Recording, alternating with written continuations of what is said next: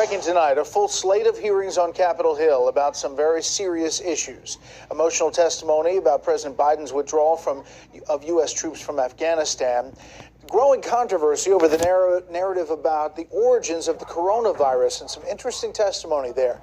And top intelligence officials talking about a number of worldwide threats. One of them, the Chinese-owned social media site TikTok. Congressional correspondent Aisha Hasni tells us what some lawmakers want to do about that now. Good evening, Aisha.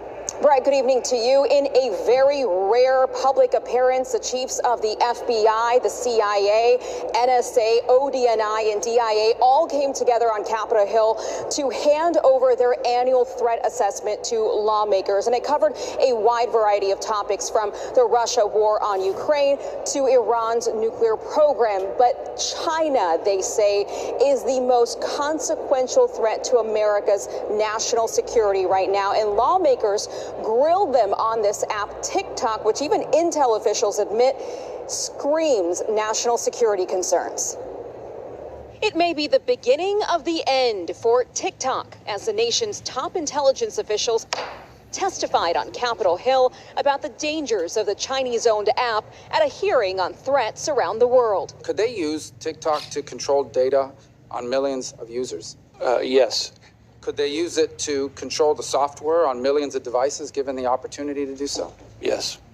Could they use it to drive narratives, like to divide Americans against each other? Yes. It comes one day after Intel Chairman Mark Warner and Republican Whip John Thune introduced the bipartisan Restrict Act, giving the Secretary of Commerce tools to regulate foreign-owned platforms and opening the door to a nationwide ban on TikTok, affecting millions of Americans. We have to do a better job of both convincing the public. The White House is urging Congress to act quickly and send it to the president's desk 2 years after he rescinded former President Trump's ineffective executive order banning the app. We commend the bipartisan group of senators. China already pushing back.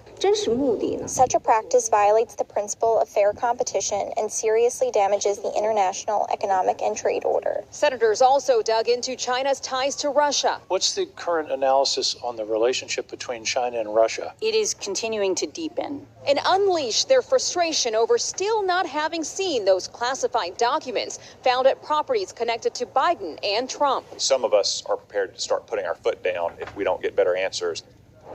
And GOP Whip John Thune tells Fox News that his bipartisan bill will now be referred to the Intelligence and Commerce committees. And despite a few folks on the fence, he thinks that it's got a pretty good shot, Brett, of actually making it to the floor for a vote. Watch and see. Live.